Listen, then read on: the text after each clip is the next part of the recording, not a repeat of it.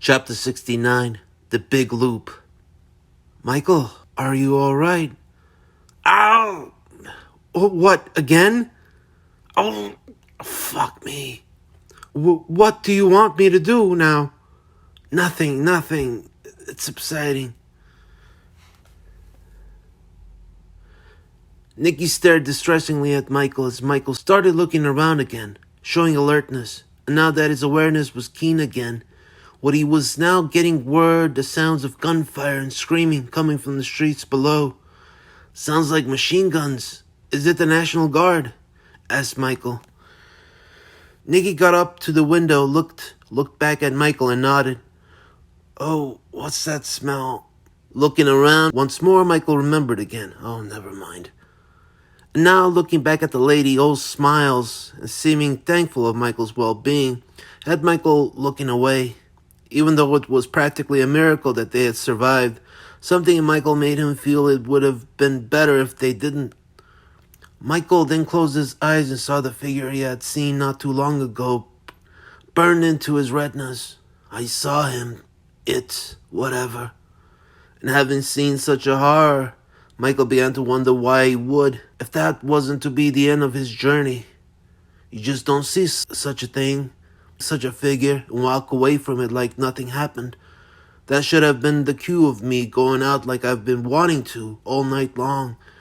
Going out in a blaze of glory. So, why didn't I? But now, something else irked in him about the whole encounter. What really scared him the most, seeing such a scary thing. I didn't like how it made me feel, seeing whatever's face. I didn't like it one bit, for the thing is, I liked it. Something about what that old horror had to extend to me had me liking what was offered. Feelings of abandonment, of all care and hope, and it being a good thing. Before seeing it, I felt like I was being totally devastated at that present circumstance. Everything was going to shit. It all had me feeling beside myself, but once after, it all magically went away, all that care and worry. And it was a relief. And something about it now is irking the shit out of me. I mean, I liked how it felt, and you're not supposed to like it. Michael then took another look at the lady's face and felt more of his off-putting feelings. I want to care, but I feel like I don't anymore. Or at least can't. I was gonna get me and Nikki killed, and I liked the idea of ending it that way. And now Michael started thinking about death. In the greatest scheme of things, at least for himself. The thought of death, and it as a scary thing, is something I haven't felt in a long time. I mean, death is something that's supposed to scare you. You're not supposed to want to die. Yet that's how it's been for me. And for a while now, too. Fear of death is crucial. Fear itself is a good thing. A great thing, maybe even. Everybody wants to be fearless, but at least while I still had fear in my heart of matters like death or whatever, it made me feel human. No fear is anything but that. Fear of death, that now feels like a privilege to feel when you're younger, when you care more, when there's still something in your life to look forward to. It's a privilege even, I see. Really it is. Now that I think of it. But for me, that's a well that's been slowly drying up with each passing day. And been that way going on years and years now since going to Attica. Now, having seen into the Reaper's face and haven't seen nothing at all scary about it, just makes me realize how little I got to look forward to. How little is left. And as much as I'd want things to be different, they ain't. All night it feels like I've also been looking for something to change everything in a fundamental level. Me in a fundamental level. But that there isn't something that now feels possible. Been looking for magic when magic really just doesn't exist in real life. I'm sick of my life. I've had what most guys dream of, being with tons and tons of women and doing how most guys could only dream the experience would be like. Then getting into so many fights and always coming out on top. I've been that guy, that wonder, that hero, I guess. And now Michael wondered again if he could consider himself. No, hell no. That I can never be. Concluded Michael, and then shunned the thought. I've been most of that, and None of it now feels like it means anything anymore. Fleeting fucking moments, fleeting. Like sand sifting through my hand and being blown away into the wind. And then I do nothing but try to cheer myself up, looking at the brighter side, trying to be humorous to make me feel happy and alive again. And it could get me through with some moments, but in the long run, it's mostly felt like a pointless chore I've mostly put myself through, and in hopes that it might all of a sudden make a difference. Fuck. I now feel like I've gotten sick of my own sense of humor. All my hopes and willingness for something different won't change things, because in the end, they're all pointless. Everything feels pointless now. Fundamentally, deep down, death now feels like the only absolute, the only thing that's gonna make a difference. It's why I liked what I saw in the Reaper's face, for it really is the only true answer for me, because I'm just really a hollow shell of a person. It's all that's left that matters. Only thing that's going to uplift me. Shit. Why didn't I die then? And what am I gonna do now? Michael then looked at the lady and now thought about something else. At this point in my life, probably should have had a kid by now. And I think I would have really liked that. Really would have. Children can revive your perspective on life and make you want to go on, I think. As their eyes become your eyes, and you're really born again through them, having died and born again, having looped. That's what it means to be in your 30s, and have someone there by your side to give you that. Funny how we used to give Tomboy so much shit for being so horrible at picking up chicks. But he's married now with children. All the thousands of women I've been with will never compare to what he has. Yeah, Nikki, in prison I thought a lot about that. A lot that way. About you and me. And it felt so righteous. So fucking righteous. That there would have been us making the greatest magic in the universe. Life.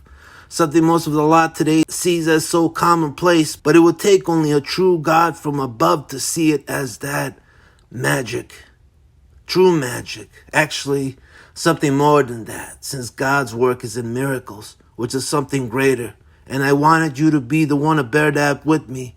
No matter how much of a fucked up pair we'd make, considering how much of a fucked up pair of people we are. I mean, even with me, with all the women I've been with, especially when I was with you, one thing I made absolutely sure of was I wouldn't be having any kids with them. Since none of the women I've been with, but you, I've actually came with. Inside. I always pulled out beforehand, always did, and I always wore a rubber also, just in case I slipped and came too fast, since that was something I was going to make double sure of. Only happened with you and no one else, ever. I had that with you. I wanted that so desperately with you. Was I really that foolish to think that way, though? Was I really that stupid and pathetic? I mean, you've been the only person that gave me that in my heart. Sure, I fucked up bad being with so many women when I shouldn't have. But if anything, my sins. And those women taught me was you were the only one. You were. Oh, I don't see you anymore. And I don't see my rosary anymore either.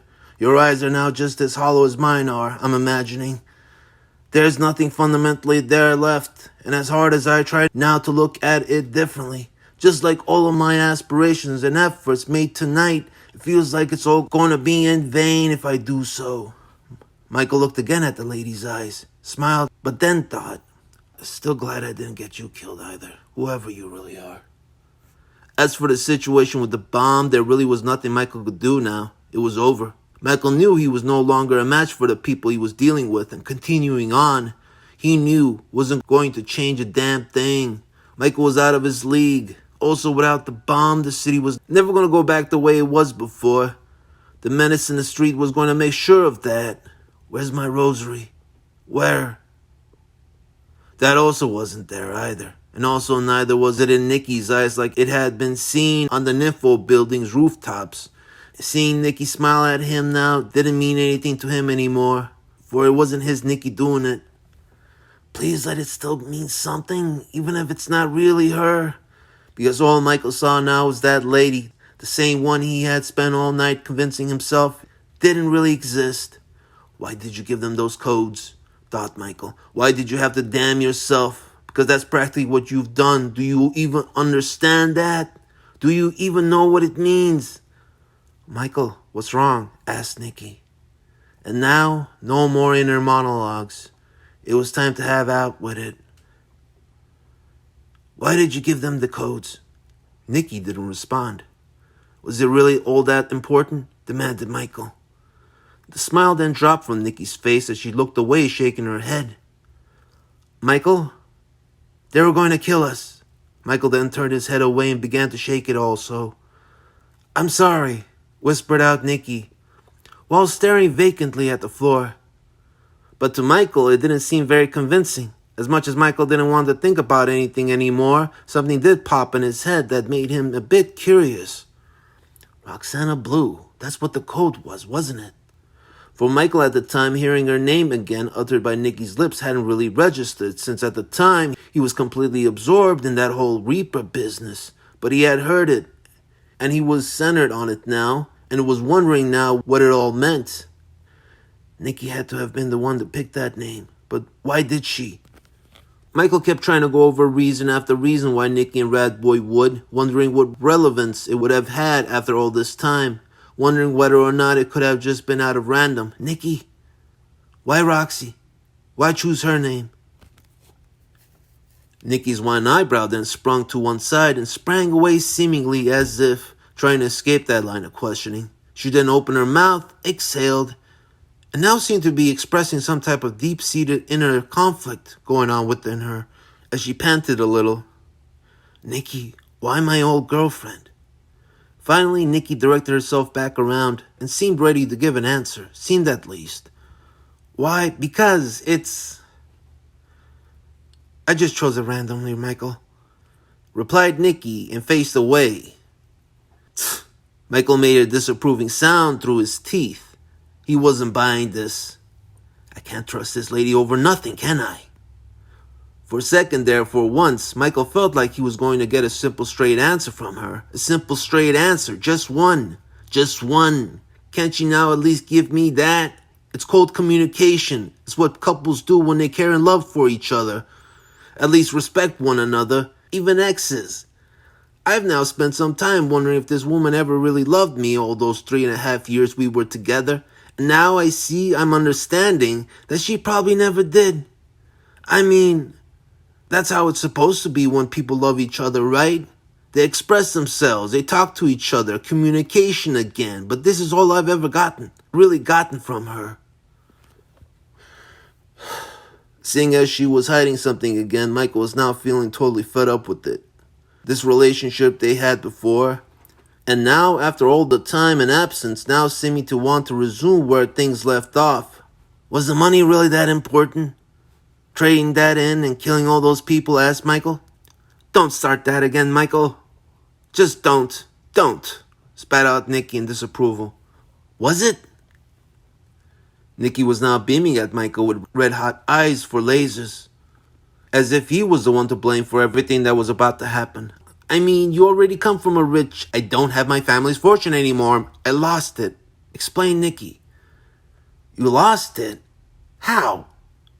Nikki then blew up at her hair and then sighed. Well, a lot of deals going wrong, bad investments, and mostly Madboy with his horrible ideas, and gambling habits in Atlantic City. Michael shrugged and didn't feel like that was much of an answer to something he'd care about. No excuse to start robbing and murdering people. Maybe I should just get up and leave right now. Actually, what I should do is go looking for LaToya. Nothing can happen to Nikki now in this hallway. I should just detach and go looking for LaToya and make sure she's alright. I mean, I hope to God she's alright after that shootout in an info building.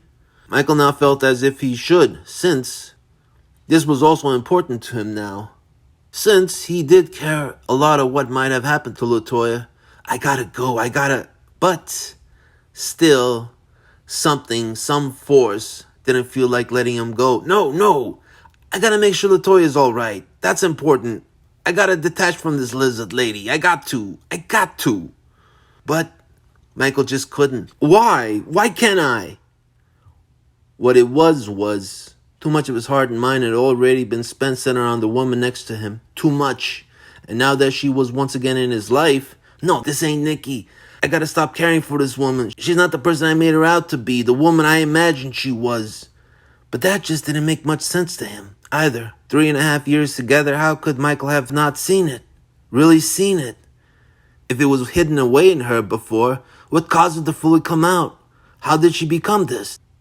Nikki, how did you become this lady of the night? And that question now really had Nikki sending, as her one eyebrow did that same motion again, wanted nothing to do with that line of questioning, either. But then Michael grabbed her by the shoulders, pulled her around, and directed the question again right in her face. How did you go from being the sweet girl I once knew to this? Nikki then snarled like an animal, hearing Michael ask her that, and having asked her that the way he did, as if what she had turned into now was such an abomination. Nikki's eyes then started peering out all slit and sinister, and she looked like she was ready to let Michael have it. Michael? I know you must have a really nasty opinion about me now, but I tell you straight, I was never sweet. Fine, you're right. You did have a bit of a wild side to you, but you were at least sweet to me, explained Michael, looking into her eyes, still hoping to see the woman he remembered. No, I was never sweet. I was never kind, and I was never everything you wanted me to be, responded Nikki as she looked away. Michael's eyes then narrowed down to what she just said. I was never anything you wanted me to be. What's that supposed to mean? Michael, how about if I now ask you a question about how we used to be back then? Asked Nikki with her eyes blazing high like a sunrise. What? Michael, why did you cheat on me left and right as you did, huh? Lashed out Nikki, all very deeply embittered. And then, there it was, again. Damn. There it was once more. A matter begging for a resolve, since Michael still couldn't figure out himself why he would. If I really did love Nikki as much as I'd like to believe, why did I though? Damn, but how did she know? This also threw Michael off. He never thought Nikki had ever known about any of his flings he had had on the side, since she never brought it up. I mean, the first time I did cheat on her, I felt like crap, but after a while, it just kept happening. And I kind of feel like I started to make it obvious that I was. I'd hit on the girls I would later sleep with right in front of her, but she still would never say anything. And now a dozen different questions began formulating in his head as he tried to decide which one to work with. How come when we were together, you cheated on me as much as you did, but you never cheated on Roxy? Asked Nikki as her eyes went hollow. And that now really had Michael feeling clueless. He didn't even know where to begin. She does have me there. I don't know. You're wondering how I know all this, aren't you? Asked Nikki. Michael said nothing. Sad Boy told me all about it, responded Nikki. Sad Boy? Yeah, Gabe, that nosy Armenian.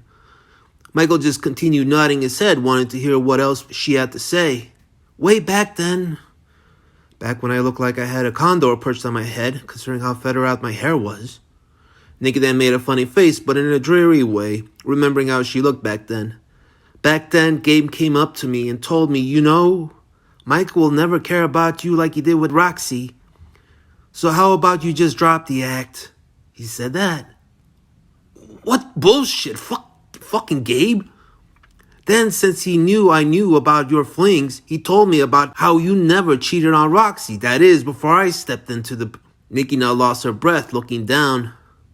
But then recollected herself, arched her eyebrows to continue on. Gabe said, and how it would probably be better if we called it quits, went our separate ways and such, explained Nikki.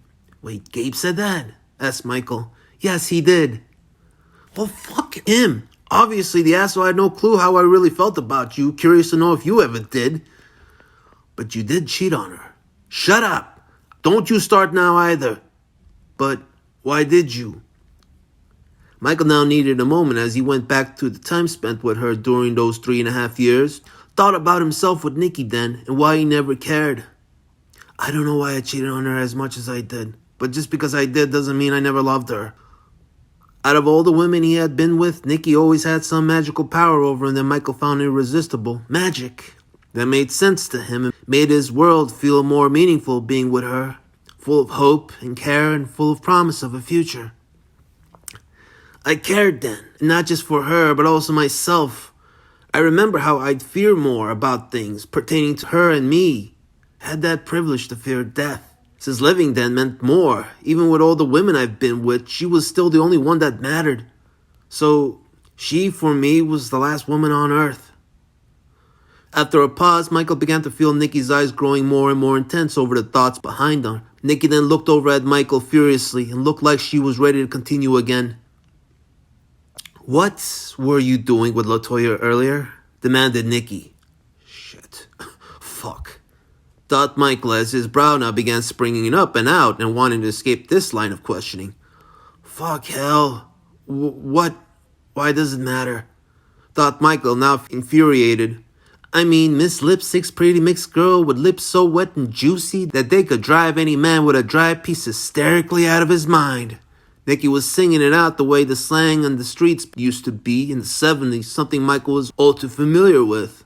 Where is that coming from? Wondered Michael, even though he most certainly knew. "Well, from your own mouth. I remember one time catching you saying that to Sassboy when he asked you how she like back at the Tropic," explained Nikki. "What? I don't even remember. So how good was she, Michael? Lips like hers, I wonder," sneered Nikki. Michael now saw how Nikki was trying to make him feel ashamed of all this. And now, Michael started wondering whether or not she was doing all this because she cared, or doing it all to make him think she did. "Yeah, Nikki, I do feel like crap that I did that all to you. But this ain't the time to be going over this. I've done wrong, but I'm not the one that should be on trial here. You should be." "How was she, Michael? How?" "Actually, not as good as you, from what I remember, so don't worry about your reputation," sneered out Michael and finally got her with that line. Nikki's neck now tensed up from hearing that, as her veins and tendons began to show. "So how good have you been, Nikki, since I've been away?" asked Michael. "What is that supposed to mean?" cried out Nikki as her face fell off from grief. "Is it grief? A manipulative lizard like her? I can't even tell. Well, since you've had a little birdie tell you stuff about me, I've recently had my own tell me stuff about you," sneered out Michael again. "Who?" gasped Nikki. "Mr. Parsley." Nikki had now gotten up, leaving Michael laying there, sitting up on the floor, and began pacing a bit as the grief left behind where her face used to be grew with anguish. "He told me I shouldn't trust you. You use people now. And then he said, 'How many dicks do you think that woman has sucked to become this lady of the night?' You want to guilt trip me? Fine, don't think I won't try to do the same." As Nikki heard that, she stopped pacing and tears could now be seen in her eyes again. And Michael didn't know how to feel about them. Are they crocodile tears or are they real? I mean, she's been crying all fucking night, so I wonder. So roundabout how many? How many, Nikki? And then all of a sudden, "Too many," revealed Nikki as her voice imploded. "Ah, shit," thought Michael as he almost started a dry heave as if he had been the one. "Ah, shit, fuck. I didn't need to hear that." And now that she had said it, the images Michael had of this woman on her knees doing the deed came storming back. "Oh, don't start doing that again. I don't want to think about this shit." And worse yet, one of the images were of Nikki on her knees as Mr. Dorian stood over her. "Oh, make it stop. Make it stop. Enough with these images that keep popping up in my head. I've sucked too many. Too many, Michael. You know nothing of what I've been through," cried out Nikki. "You've murdered?" murmured out Michael, not wanting to look at her. "You also know nothing of the type of people I've dealt with," cringed out Nikki again. Back in Nikki's offices, after Michael had thrown Madboy out that window, he remembered thinking about her over her coked-up state, how she seemed like such a dilapidated woman that had probably had to deal with a lot of power-hungry, pompous men, and how they and the likes of Madboy were really to blame for her becoming this way. Maybe there was some truth to it, or maybe that's what the lady wanted Michael to think. Michael wasn't sure, and he still felt like he shouldn't even care. "Yeah, I've done that too," replied Nikki finally as her voice dried up. "You've murdered people? I mean, I saw how well you can handle yourself with a gun, and it seems like you've had a lot of practice." "Yes, I have," whispered Nikki. Michael just shrugged. Does she even care that she has? Wondered Michael, and then looked at her face. He could see how she was showing hardly any remorse. Actually, more like the opposite of it. Like she's glad she had. Glad. And now Michael started to accept the person he was really dealing with. She had me with bringing up about the times I cheated on her and bringing up Latoya. She had me. She fucking had me. And me feeling like other crap. But now I can see that was just her way of changing the subject, trying to guilt trip me so she could pass it off like that Flores bitch. Pass the blame. Is this what I can expect from this lady now? Her blowing and blowing away a whole bunch of people and then trying to pass the blame on to me? Since I'm just some dumb lug, some dog that'll always be by her side. She wasn't even trying to avoid a simple straight answer anymore. She was changing the subject now and trying to make Michael feel ashamed of things he had done for being such a bad boy, a cheater, a womanizing prick. Well, fine. I was all that, but that's better than whatever you've turned out to be. He didn't know what sense to make of anything this lady had to tell him anymore, and he felt like he should be done with her now, and should now truly detach, and leave her to her own devices. Fuck this bitch. Fuck her, thought Michael, but... What the fuck, Michael? Get up! Get the fuck up now! Still there was something there, not letting him do so. Still something there, not letting him go. And now Michael realized there might be no letting go of this woman ever. From his heart and mind, not never. What do I do? What do I do? Why can't I just get up and leave? And then, all of a sudden, and then all of a sudden, and then all of a fucking sudden, Nikki said the most inappropriate thing ever said, in the most inappropriate time ever, and in the history. Something truly profoundly wrong and wretched. It was the stuff of legend. Michael, you're the only one I've swallowed though. Said Nikki as she then cringed up as if she was the one hearing coming from Michael's lips. Are you kidding me? Thought Michael, now. Flabber fucking gassed it out of his fucking mind, as the tone completely changed, from a heart-wrenching moment for him to something truly pathetic and wrong. Are you fucking kidding me, Nikki? Are you fucking kidding? Is that it?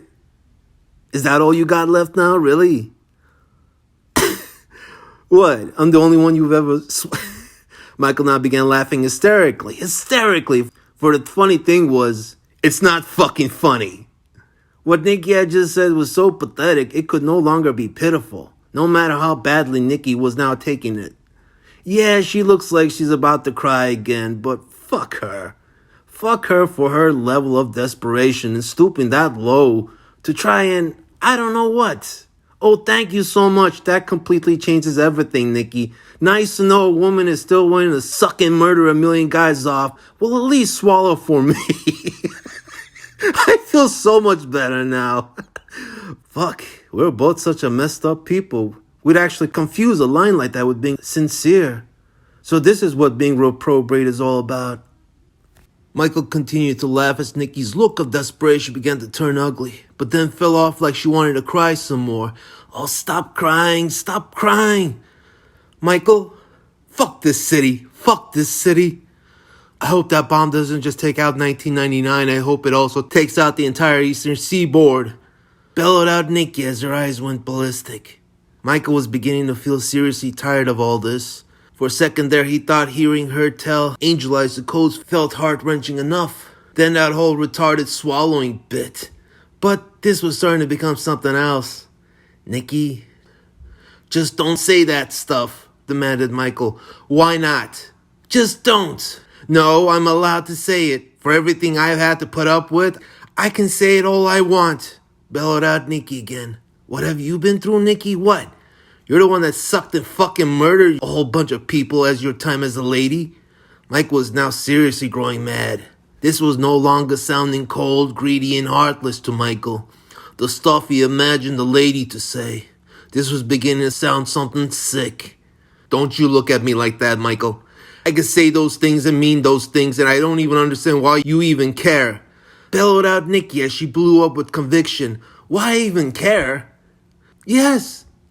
One thing I've been very sure about you is you hate everything and everybody, as long as it doesn't wear a skirt, explained Nikki, piercing Michael with her eyes. Fine, I get him. I'm a tool with women. Maybe it's because I thought I was helping and didn't see myself as just being a tool. With women, you're either a dog or you want to be their dog, doing anything for them by their side. no matter how questionable things they ask you to do are, said Nikki, and then gave the look as if admitting to her involvement in all that.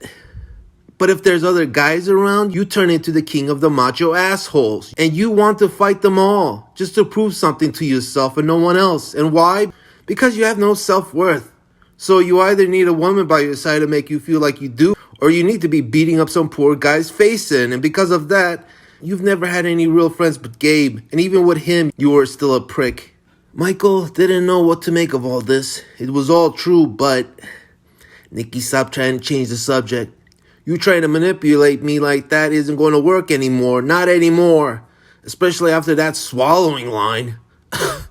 Oh, that was wretched. Michael, you don't give two shits about the people at that party. Because I know they're the types you'd really hate. So I don't understand why you care if people like that were to get killed by that explosion. Most of the people there are people you despise with a passion. Michael then thought about it for a second as he realized he really didn't. But furthermore, realized at least why it mattered to him. Because I was hoping you would at least. Thought Michael, accepting how it was too late for that. Because I'm not a sick fuck, that's why, expressed Michael. But felt like there was just no point in doing so anymore. Michael, you don't care. And honestly, I think you would enjoy seeing it happen too. Explained Nikki as she nodded provokingly. And that now began to scare Michael. That, what she said, began to shift things again. No, please, don't do this again. For Michael was feeling his mid's response to that line Nikki had just given. It had awakened them, excited them, and now began the demonic bit. No, lady. I wouldn't have enjoyed it. Don't fucking say that I would. I'm not a sick fuck like you, like Dorian. And now started the raging.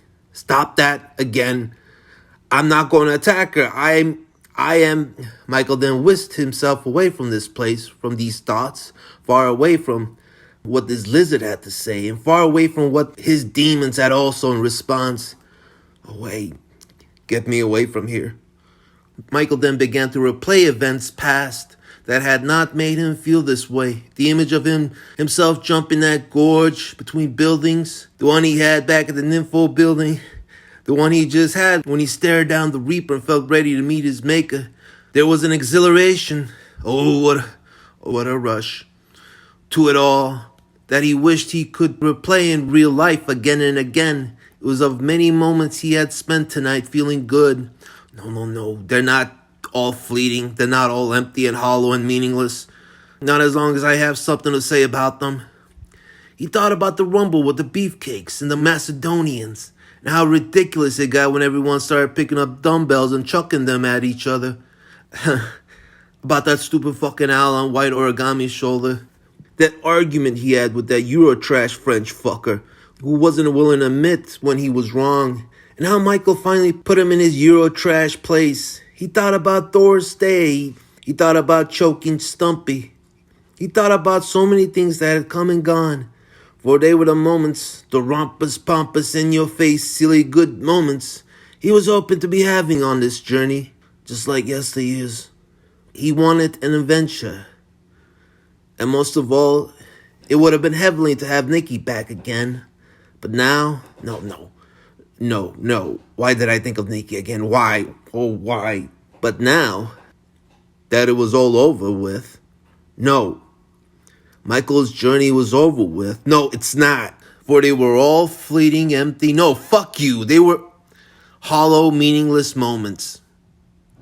And all that remained now was Dorian, the oubliettes, this lady, the bomb, and the sin.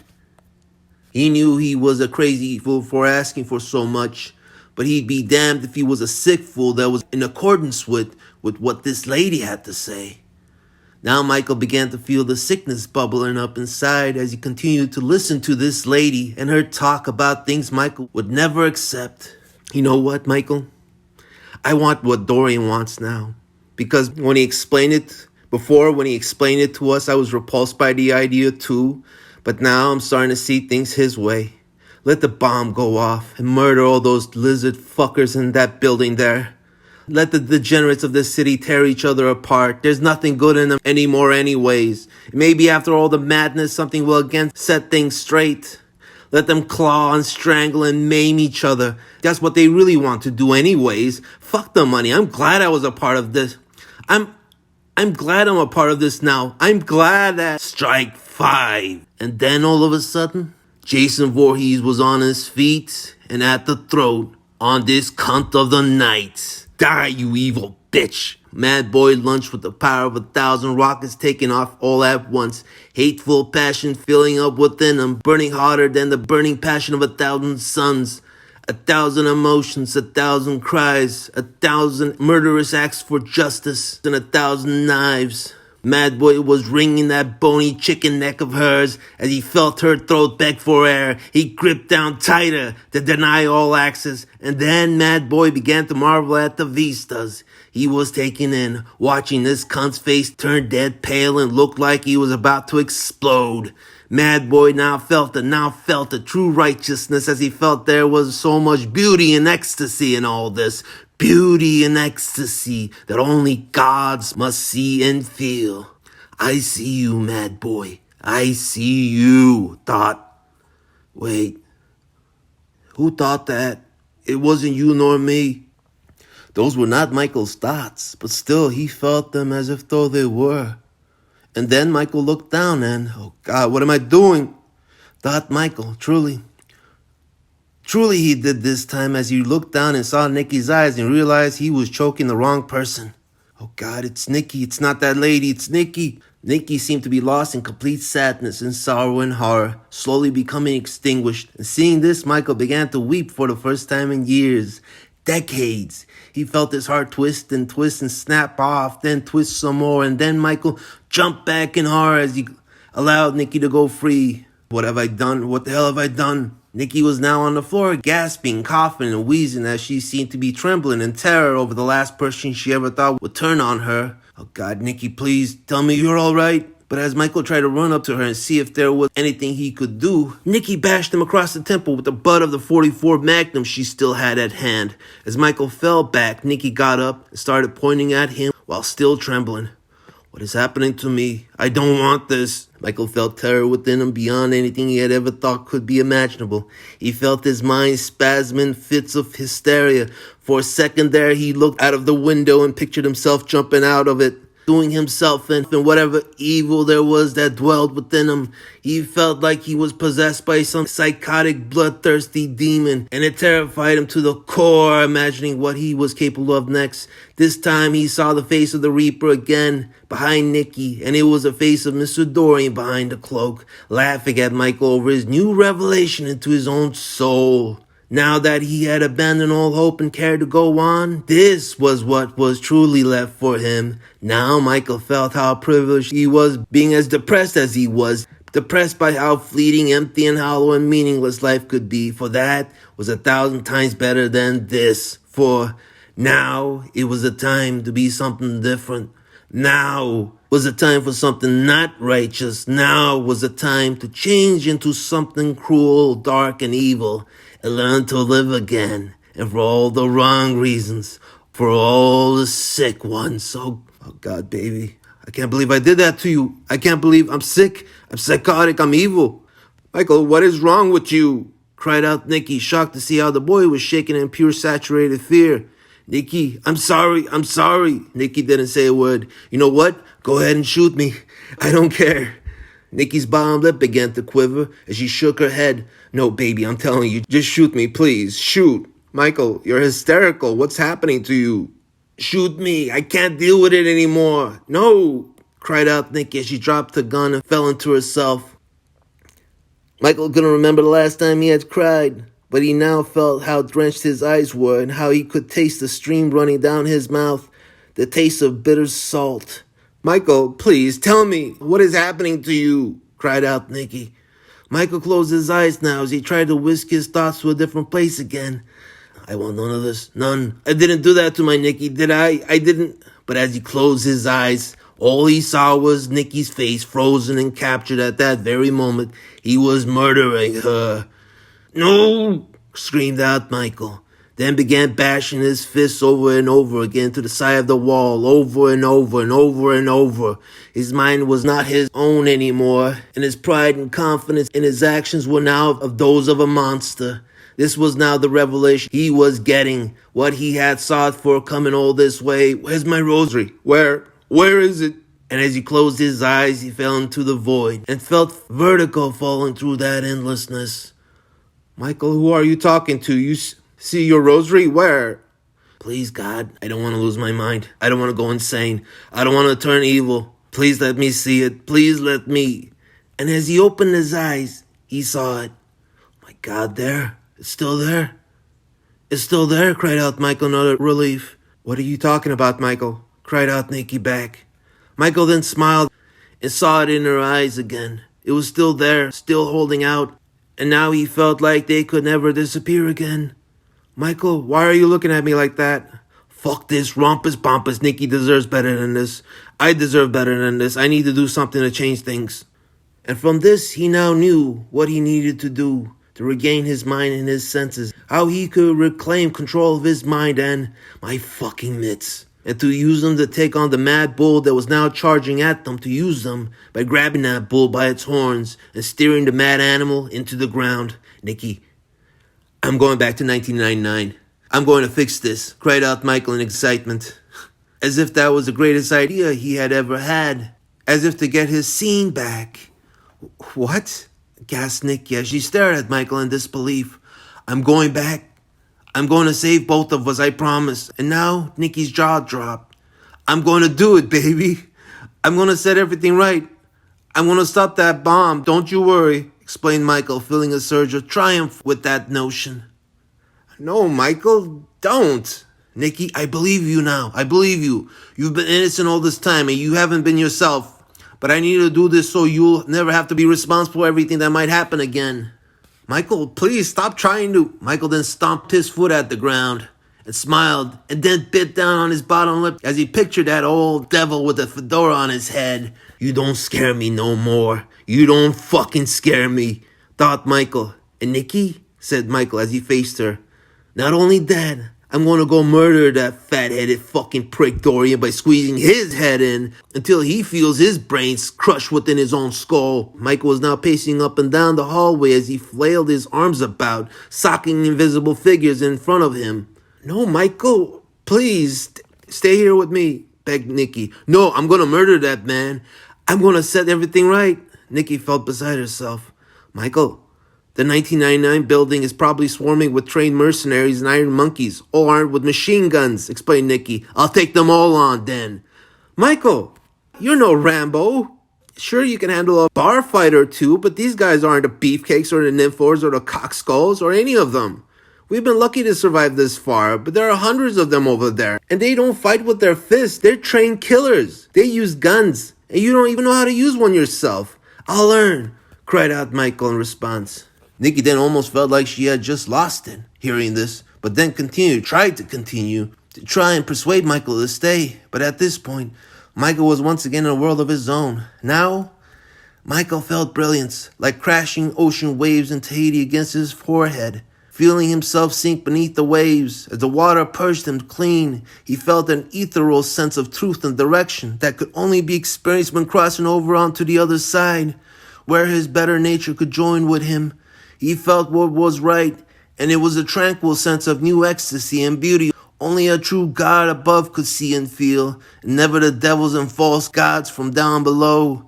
He had already experienced the horror of how everything could turn out to be if his destiny was written by a madman, if the coin fell tails, and now never had Michael felt euphoria in that revelation of how everything could all be saved, how he could save himself and how he could save Nikki. For there is no lady, as there is no Madboy. There's only us two. Only me and you, Nikki. And we deserve better than this. But with this new and higher state of consciousness, Michael realized now how it could only be maintained as long as he did what was necessary and end this.